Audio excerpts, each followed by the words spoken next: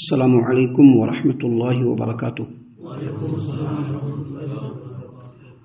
اعوذ باللہ السمیع العلیم من الشیطان الرجیم من حمزہ ونفخہ ونفثہ۔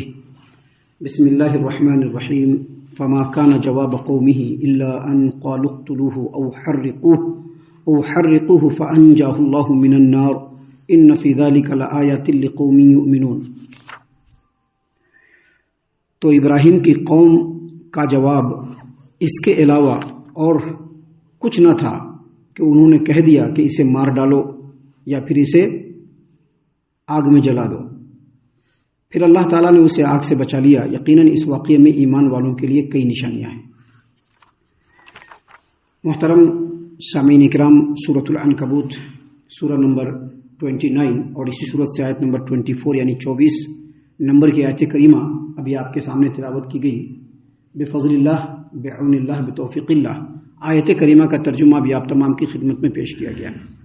سامعین کرام، یہ آیت کریمہ نمبر 24 ہے اور اس سے پہلے آیت نمبر 17 اور 18 میں دو آیات آپ کے سامنے پیش کیے گئے تھے، جن آیتوں کے اندر اللہ تبارک و تعالیٰ نے سیدنا ابراہیم علیہ السلام اور ان کے قوم کے درمیان جو مکالمہ ہوا تھا، جو ڈائیلاگ ہوئے تھے، اس کو اللہ تبارک و تعالیٰ نے بیان فرمایا۔ آپ یاد کیجئے، وہ جو آیت نمبر 17 ہے، اس آیت نمبر 17 میں اللہ تبارک و تعالیٰ نے سیدنا ابراہیم علیہ السلام کے کلام کو بیان کیا کہ سیدنا ابراہیم علیہ السلام نے اپنی قوم کے آگے شرک کے بطلان کے اوپر، شرک کی تردید کے اوپر 3 باتیں بیان فرمائی۔ پہلی بات یہ بیان فرمائی، انہوں نے اپنی قوم کے لوگوں کو کہا کہ یہ جو تمہارے جو بت ہیں مٹی پتھر کے، جن کو تم نے اپنا معبود بنا رکھا ہے، اس کو تو تم لوگ اپنے ہاتھ سے بناتے ہو اور تم لوگ اللہ کی مخلوق ہو۔ گویا یہ مخلوق در مخلوق ہے، اور اللہ تبارک و تعالیٰ جو الہ ہے، جو معبود ہے، یا جو دنیا میں عبادت کے لائق ہو سکتا ہے، اس کی صفت یہ ہے کہ وہ خالق ہو اور اس کے علاوہ سارے کے سارے مخلوق ہو۔ ابھی تم لوگ اللہ کے مخلوق ہو اور تم لوگوں نے اپنے بتوں کو بنایا ہے، تو یہ تو مخلوق در مخلوق ہو، یہ اللہ کے معبود کیسے ہو سکتے، یہ معبود کیسے ہو سکتے ہیں، یہ الہ کیسے ہو سکتے ہیں؟ الہ تو خالق ہے، اس کے علاوہ سارے کے سارے مخلوق ہیں۔ تو یہ پہلی دلیل دیا۔ دوسری دلیل یہ دیا سیدنا ابراہیم علیہ السلام نے شرک کے باطل ہونے کے اوپر کہ یہ جو تمہارے معبود ہیں، ان معبودوں کو جب تم لوگ اپنے ہاتھوں سے بناتے ہو، اپنے ہاتھوں سے گھڑتے ہو، تو اس کے بعد تم لوگ اس کے لیے بہت ساری باتیں اپنی طرف سے اڑاتے ہو لوگوں کے درمیان۔ مثال کے طور پر آج بھی آپ دیکھیں گے بعض مزاروں کے بارے میں لوگوں کا یہ کہنا ہے کہ اگر اس مزار کے اوپر جا کر کے چادر نہ چڑھایا جائے تو فلاں بابا ناراض ہو جاتے ہیں۔ اس زمانے میں بھی اور آج کے زمانے میں بھی مشرکین یہ کہتے ہیں کہ فلاں آستانے پر، فلاں دیول پر، فلاں جو ہے جو مورتی ہے، اگر اس کے اوپر مہینے میں 1 مرتبہ دودھ نہیں چڑھایا جائے تو وہ بڑا ناراض ہو جاتے ہیں، قوم کے اوپر تباہی و بربادی آ جاتی ہے۔ تو ابراہیم علیہ السلام نے جو دوسری دلیل دی وہ یہ دی کہ یہ جو تمہارے مٹی اور پتھر کے جو بت ہیں، ان کو جب تم لوگ اپنے ہاتھوں سے بناتے ہو تو ساتھ ہی ساتھ کچھ افواہ بھی اڑا دیتے ہو تاکہ لوگوں میں پبلسٹی ہو جائے اس کی اور لوگ آنے لگے۔ تو یہ اس کے باطل ہونے کی دوسری دلیل۔ اور باطل ہونے کی جو تیسری دلیل سیدنا ابراہیم علیہ السلام نے آیت نمبر 17 سورۃ العنکبوت میں بیان فرمایا، وہ یہ کہ تم لوگ اس سے رزق مانگتے ہو۔ رزق دینا تو بہت دور کی بات، تم لوگ خود ان کو رزق دیتے ہو، ان کے سامنے چڑھاوا چڑھانے کی شکل میں، دوسری چیزوں کی شکل میں تم ان کے سامنے کھانا پانی رکھتے ہو۔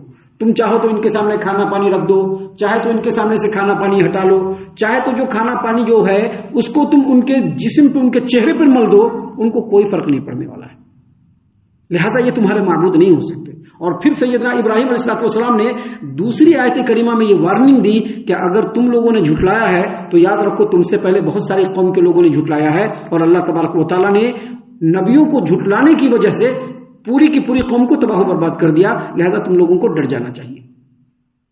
آیت نمبر 17 اور آیت نمبر 18 میں ان باتوں کو بیان کرنے کے بعد اللہ تبارک و تعالیٰ نے درمیان میں آیت نمبر 19، آیت نمبر 20، آیت نمبر 21، آیت نمبر 22، آیت نمبر 23، ان آیتوں کے اندر اللہ تبارک و تعالیٰ نے توحید کے اوپر دلائل دیے، مرنے کے بعد دوبارہ اٹھایا جائے گا اس کے اوپر دلائل اللہ تبارک و تعالیٰ نے دیا، اور پھر اللہ تبارک و تعالیٰ کے بارگاہ میں قیامت کے دن پہنچ کر کے ہر آدمی کو اپنے اپنے عملوں کا اللہ کے بارگاہ میں حساب دینا ہے۔ ان باتوں کو بیان کرنے کے بعد اب پھر سے جو اسلوب اور انداز ہے اللہ تبارک و تعالیٰ کے بیان کا، وہ پھر سے ابراہیم علیہ السلام کے واقعے کی طرف مڑا۔ اللہ تبارک و تعالیٰ نے یہاں پر بیان فرمایا کہ جب ابراہیم علیہ السلام نے اپنی قوم کے آگے شرک کے بطلان کو واضح کیا اور توحید کی حقیقت اور حقانیت کو واضح کیا تو قوم کے لوگ بفر گئے۔ اور یہی ہوتا ہے جب سچ اور حق بات لوگوں کے سامنے رکھی جائے تو جو باطل پرست ہوتے ہیں یا باطل پرست جو قوم ہوتی ہے وہ سیدھے رونگ ہو جاتی ہے، کیونکہ ان کو سچ نہیں سننا ہے، ان کو حق نہیں سننا ہے، ان کو وہی سننا ہے جو ان کی چاہت ہے۔ تو جب ابراہیم علیہ السلام نے اپنی قوم کے آگے اپنی بات کو رکھا تو قوم کے لوگ بفر گئے اور فوراً جو ہے آپس میں مشورہ کر کے ابراہیم علیہ السلام کے کام کو تمام کر دینے کا ان لوگوں نے تہیہ کر لیا۔ یہاں پر اللہ تبارک و تعالیٰ نے اس واقعے کو نہیں بیان کیا ہے جو قرآن کریم کے سورۃ الانبیاء میں ہے۔ وہ واقعہ کیا ہے کہ جب قوم کے اس بدعملی اور بے عملی کو دیکھا ابراہیم علیہ السلام نے تو انہوں نے ٹھان لیا کہ جب قوم کبھی کسی دن کسی جگہ جائے گی تو ان کے بت خانہ میں گھس جائیں گے اور پورے بتوں کا کام تمام کر دیں گے۔ اور ابراہیم علیہ السلام نے ایسے ہی کیا۔ جیسے عید کا دن تھا، سارے کے سارے لوگ آبادی سے باہر میلے کے لیے گئے تو ابراہیم علیہ السلام تنہا اکیلے کلاڑا لے کر کے گھس گئے ان کے بت خانے کے اندر اور جا کر کے سارے بتوں کو توڑ دیا اور صرف بڑا بت جو تھا اس کے اوپر جا کر کے جو ہے کلاڑا ٹانگ دیا۔ یہ جو عملی نمونہ پیش کرنا تھا اس کے پیچھے جو ابراہیم علیہ السلام کا مقصد تھا وہ یہ کہ قوم کے لوگ جان لے کہ جو مٹی پتھر کے بت ہیں ان کے اندر کچھ بھی نہیں ہے صلاحیت، اپنے آپ کو تو حفاظت کر نہیں سکتے، اپنے اوپر آنے والے پریشانیوں کو تو دور نہیں کر سکتے، تم لوگوں کے نفع اور نقصان کے کیا مالک ہوں گے؟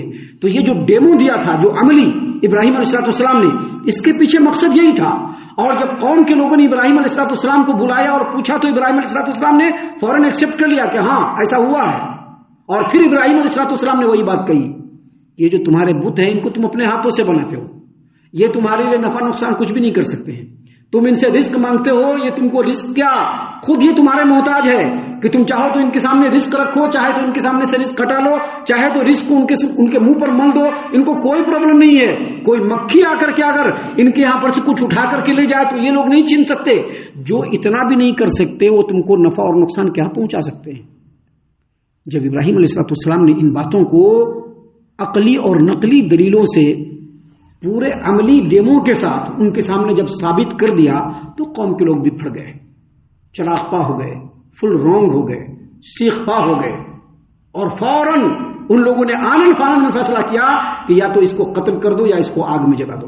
اللہ تعالیٰ نے قرآن کریم میں دوسرے مقام پر اسی بات کو بیان فرمایا ہے کہ قالوا حرقوه، ان کو جلا دو۔ اور یہاں پر اللہ تبارک و تعالیٰ نے بیان فرمایا فما كان جواب قومه الا ان قالوا اقتلوه او حرقوه الا ان قالوا اقتلوه او حرقوه، یعنی قوم کا اس کے علاوہ اور کوئی جواب نہیں تھا کہ ان لوگوں نے کہا کہ یا تو اس کو قتل کر دو یا پھر اس کو آگ میں جلا دو۔ آگ میں جلانے کی بات کیوں ہوئی؟ آگ میں جلانے کی بات دو مقصد سے ہوئی۔ آگ میں جلانے کی بات پہلا مقصد یہ تھا کہ ابراہیم اگر نہیں مانے گا تو بالکل دردناک اور اذیتناک اور تکلیف دہ موت دیں گے، کیونکہ آگ میں جلے گا تو فل تکلیف ہوگی اس کو۔ ایک یہ مقصد تھا۔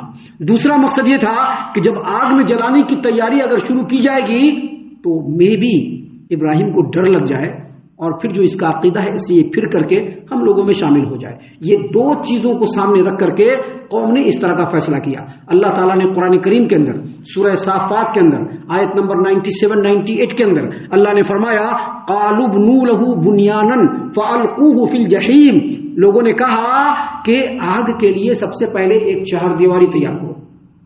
چہار دیواری تیار کیا گیا، چاروں طرف سے دیوار کھڑا کر دیا گیا، بڑا دیوار کھڑا کیا گیا۔ قالوا ابنوا له بنيانا، اس کے لیے چہار دیواری بناؤ، فالقوه في الجحيم، اور پھر اس کو آگ میں ڈالو۔ اللہ نے فرمایا فارادوا به كيدا فجعلناهم الاسفلين، ان لوگوں نے ابراہیم کے ساتھ چال چلنا چاہا، ہم نے ان کے چال کو بالکل ناکام کر دیا، بالکل زیر کر دیا، بالکل ختم کر دیا۔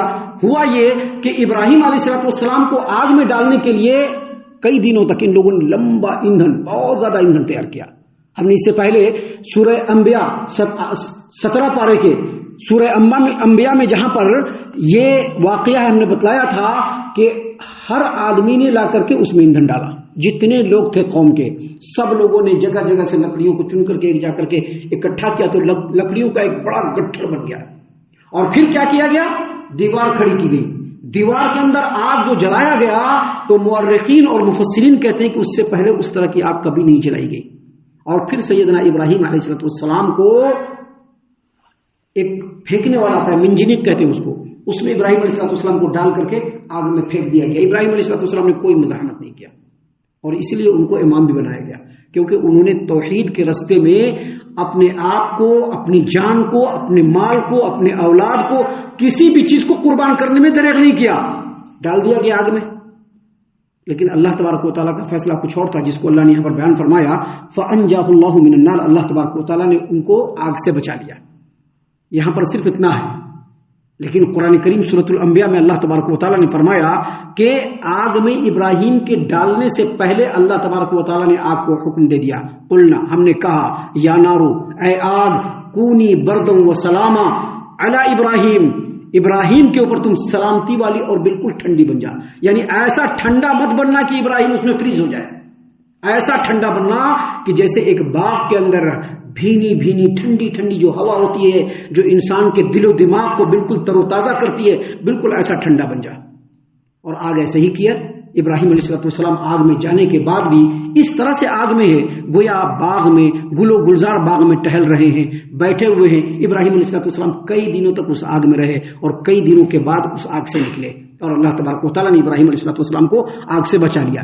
یہاں پر اللہ تبارک و تعالیٰ نے فرمایا ان فی ذلک لآیات لقوم یؤمنون. اس واقعے میں ایمان والوں کے لیے نشانیاں ہیں. کیا نشانیاں ہیں؟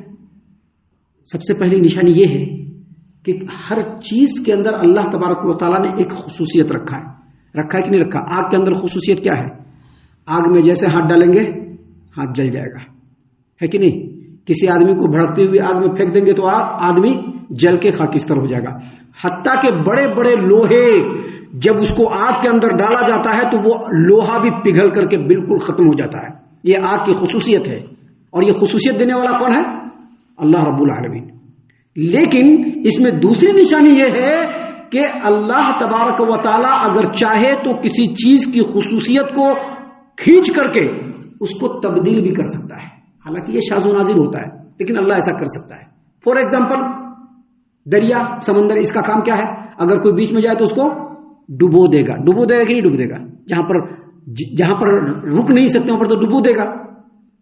دریائے نیل کے اندر، دریائے فرات کے اندر آپ دیکھ لیجئے، موسیٰ علیہ السلام، اسی دریا سے موسیٰ علیہ السلام کو پانی نے رستہ دیا، لیکن وہی دریا فرعون اور فرعونیوں کو بالکل نیست و نابود کر دیا. تو اللہ تبارک و تعالیٰ اگر چاہے تو کسی چیز کی خصوصیت کو سلب بھی کر سکتا ہے اور اس کو بدل بھی سکتا ہے اللہ تعالیٰ. یہ اللہ تبارک و تعالیٰ کی نشانی یہاں پر بیان ہوئی کہ آگ کی اگرچہ صلاحیت یہ تھی کہ آگ جلا دیتا، خاکستر کر دیتا، لیکن سیدنا ابراہیم علیہ السلام کے لیے اللہ تبارک و تعالیٰ نے آگ کی اس خصوصیت کو نہ صرف سلب کیا بلکہ اس کو تبدیل بھی کر دیا. اسی آگ کو ٹھنڈا گل و گلزار باغیچہ بنا دیا سیدنا ابراہیم علیہ السلام کے. شاعر نے کہا ہے کہ آج بھی ہو جو براہیم سا ایما پیدا، آگ کر سکتی ہے اندازے گلستاں پیدا. اور تیسری نشانی یہاں پر مومنوں کے لیے یہ ہے کہ اگر صحیح معنوں میں ایمان سچا ہے، اگر صحیح معنوں میں حقیقی ایمان ہے تو اللہ کی مدد پہنچے گی. لیکن آزمائش کے بعد ایسا ہی نہیں پہنچے گی. آزمائش کے بعد اللہ کی مدد پہنچے گی. شرط یہ ہے کہ جو ایمان ہے اور ایمان کے جو رستے ہیں اس پر مومنین کو بالکل ثابت قدم رہتے ہوئے آگے بڑھیں گے تو اللہ کی مدد ضرور پہنچے گی، جیسے سیدنا ابراہیم علیہ السلام کو مدد پہنچی اور دوسرے انبیاء علیہ السلام کو اللہ کی طرف سے مدد ملی. آگے ابھی اور بھی باتیں ہیں جو انشاءاللہ کل ہم آپ کے سامنے اللہ کی توفیق سے بیان کریں گے. آگے آیتیں ہیں، اس میں ابراہیم علیہ السلام کا واقعہ ہے جس کو انشاءاللہ کل اور کل کے بعد کے دروس میں ہم آپ کے سامنے پیش کریں گے. ہم اللہ سے دعا کرتے ہیں کہ اللہ تعالی ہم تمام کو ان باتوں کے اوپر خوب غور و فکر اور تدبر کرنے کے ساتھ ساتھ ان باتوں پر عمل کرنے کی بھی توفیق عنایت فرمائے. آمین. اللہ تعالی ہم تمام کو صحیح معنوں میں پکا سچا مومن مسلمان بنائے، اللہ اور اس کے رسول صلی اللہ علیہ وسلم کی اطاعت و فرما برداری کرنے والا بنائے، صحابہ کرام رضی اللہ عنہم کے طریقے پر چلنے والا بنائے، جنت الفردوس میں جگہ عطا فرمائے. اے اللہ ہم تمام کو جہنم سے پناہ دے. اے رب العالمین ہم تمام کو جہنم سے پناہ دے. اے مالک الملک ہم تمام کو جہنم سے پناہ دے. آمین یا رب العالمین. وما علینا الا البلاغ المبین. تبارك الذي نزل الفرقان على عبده ليكون للعالمين نذيرا